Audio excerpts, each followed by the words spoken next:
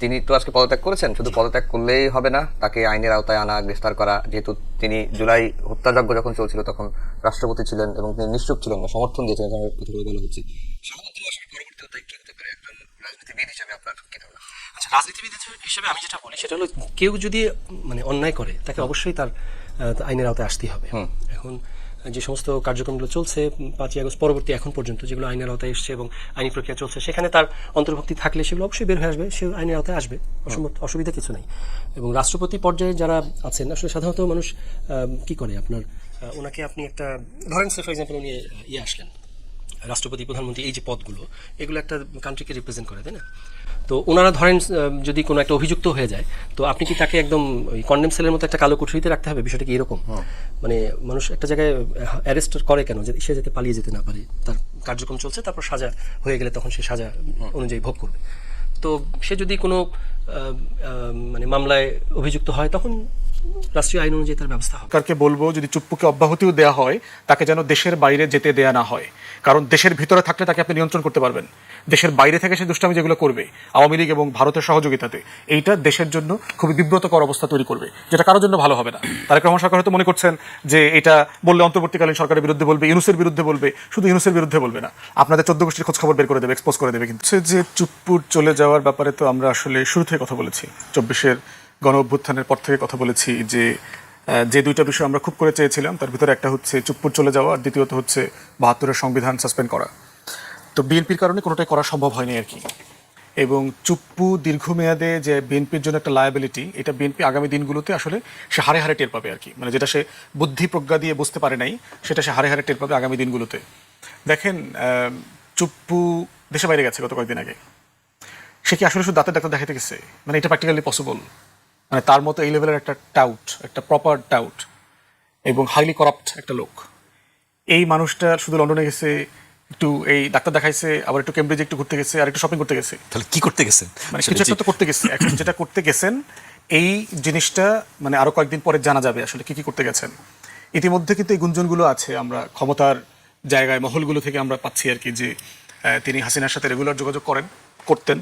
অন্তর্বর্তীকালীন সরকারের সময় সে একাধিকবার ধরা খেয়েছে, এই সরকারের আমলে সে 1-2 বার ধরা খেয়েছে হাসিনার সাথে যোগাযোগ করতে গিয়ে। এখন সার্টেনলি যোগাযোগ করছেন, কি খোঁজ খবর নিচ্ছেন হাসিনার, যে আপা ডিসেম্বরে কি সত্যি আসবেন কিনা, আসলে আমি কি করব, আমার কি দায়িত্ব আছে, আমার ব্যাপারে আপনার কোনো নির্দেশনা আছে কিনা আর কি।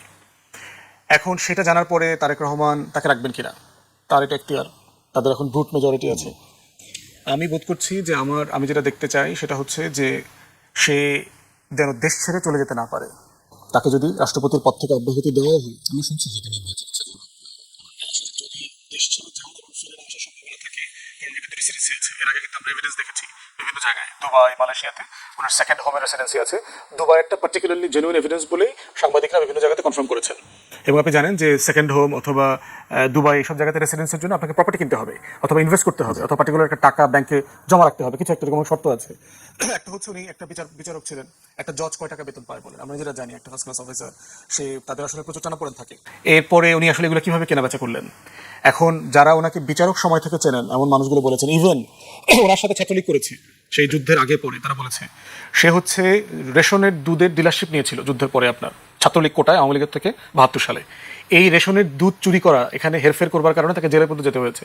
তার সাথে একসাথে জেল খাটছে এমন লোক আবার আমি পার্সোনালি চিনি, ব্যক্তিগতভাবে চিনি, যারা একসাথে জেল খাটছে ওই রেশনের দুধ চুরি করার কারণে। অতএব তার চুরি করার ইতিহাস, তার টাউটামি বাটপারের ইতিহাস কিন্তু নতুন না। হাসিনা কিন্তু দেখে শুনে রাইট ফেরেস্তা ঠিক করছে, কারণ ফেরেস্তা যদি টাউট না হয় ওকে নিয়ন্ত্রণ করতে পারবে না, হাসিনা এটা জানে। কারণ হাসিনা নিম্নে হচ্ছে যে মানে সে তো শয়তানের আমিরুর শয়তান। তো যিনি ইবলিসের আমির, তাকে তো ইবলিস সিলেকশনের সময় অবশ্যই তাকে চিন্তা করতে হয়েছে ও দুষ্টামি করলে কি আবার আমার বিরুদ্ধে চলে যায় কিনা, ওর একটা টাইট দেওয়ার একটা ব্যবস্থা রাখতে হবে আর কি। এই জন্য দেখবেন পুরো আওয়ামী লীগ কিন্তু দল আকারে ওয়াজ শকড যখন চুপ্পুকে প্রেসিডেন্ট করা হয়েছে। তো সেই জায়গাতে দেখেন তার চুরির ইতিহাস এটা। বিচারপতি থাকা অবস্থায় তাকে যারা চেনে, তার সহকর্মীরা ছিল, তারা সবাই তাকে খুবই অসৎ কর্মকর্তা হিসাবে চিনত। তারপরে হচ্ছে সে দুদকের কমিশনার হইলো, তাকে বস্তা ভরা টাকা দিয়ে আসছে এমন লোক ব্যক্তিগতভাবে আমাকে বলছে যে আমি ওর বাসায় ওর বস্তা ভরে টাকা দিয়ে আসছি। মানে যে দেশে তো অবশ্যই একটা দুর্নীতিবাজ লোক, এবং বাংলাদেশে এগুলো ডিল হয় ব্যাকডোরে, যে আমি আপনারা বাঁচানোর জন্য মোস্তফা ভাইয়ের বস্তা দিয়ে পাঠিয়ে দিলাম, ভাই এটা এটা ডিল করেন, আমাকে একটা সাদা সোতা দিয়ে দেন, ওই পাইপের ওই পাশে ঠেলে পাঠিয়ে দেন, বলেন আমি একদম চরিত্রবান একটা মানুষ আর কি। তো তো তার এই অনেকগুলো বিষয় যে ধরনের ঘটনা থাকলে ধরেন কোনো ব্যক্তিকে রাষ্ট্রপতি করা হয় না, অথবা করা হয়ে থাকলে তাকে ইমপিচ করা উচিত। আমাদের তো ইমপিচমেন্টের প্রভিশন আছে, কিন্তু কখনো অ্যাপ্লাই করা হয়নি। তো সে আসলে সিরিয়াসলি গণ অভ্যুত্থানকে আন্ডারমাইন করা, এবং ইন্টারভিউ দেখেন, এই মানব জমিনের সম্পাদক সাহেব মতিউর রহমান চৌধুরী সাহেবকে তিনি ইন্টারভিউ দিয়েছেন, রয়টার্স, এএফপি-কে সে কয়েকবার ইন্টারভিউ দিয়েছে। একটা ইন্টারভিউতে কিন্তু সে খুবই গুরুত্বপূর্ণ কথা বলেছেন, হাসিনার কোনো পদত্যাগপত্র আমি পাই নাই। তাহলে আসলে হাসিনা পদত্যাগ করে নেই, যেটা নিয়ে আলটিমেটলি হচ্ছে সংসদ কেমনে ভাঙলো, অ্যাটর্নি জেনারেল কেমনে অ্যাপয়েন্টেড হইলো, 106-এর নাটক কেমনে হইলো, অনেক প্যান্ডোরাস বক্স ওপেন হয়ে যাচ্ছে। সে অন্তর্বর্তীকালীন সরকারের বিরুদ্ধে অনেকগুলো অভিযোগ করেছে, আমাকে প্রপার যে প্রোটোকল দেয় না, আমাকে বের হইতে দেয় না, দেখা সাক্ষাৎ করে না, আমাকে কোনো মিটিংয়ে ডাকে না, আমার জাতীয় দিবসে আমার ক্রয়পত্র ছাপা হয় না, অনেক কিছু বলছে সে ওইসব জায়গাতে। এখন এইরকম একটা ক্রিমিনাল যদি দেশের বাইরে চলে যায় এবং তার ফেরার সম্ভাবনা না থাকে, তখন কিন্তু সে এমন এমন তথ্য এবং কথাবার্তা বলবে যেটা আলটিমেটলি এই যে আওয়ামী প্রোপাগান্ডা মেশিন, দিল্লির যে আধিপত্যবাদের মিসইনফরমেশন ডিসইনফরমেশনের ক্যাম্পেইন চলছে, এই ক্যাম্পেইনটাকে বেগবান করবে। অতএব আমরা সরকারকে বলবো, যদি চুপ্পুকে অব্যাহতিও দেওয়া হয়, তাকে যেন দেশের বাইরে যেতে দেয়া না হয়। কারণ দেশের ভিতরে থাকলে তাকে আপনি নিয়ন্ত্রণ করতে পারবেন, দেশের বাইরে থেকে সে দুষ্টামি যেগুলো করবে আওয়ামী লীগ এবং ভারতের সহযোগিতাতে, এইটা দেশের জন্য খুবই বিব্রতকর অবস্থা তৈরি করবে, যেটা কারোর জন্য ভালো হবে না। তারেক রহমান সরকার হয়তো মনে করছেন যে এটা বললে অন্তর্বর্তীকালীন সরকারের বিরুদ্ধে বলবে, ইউনূসের বিরুদ্ধে বলবে, শুধু ইউনূসের বিরুদ্ধে বলবে না, আপনাদের 14 গোষ্ঠীর খোঁজ খবর বের করে দেবে, এক্সপোজ করে দেবে। কিন্তু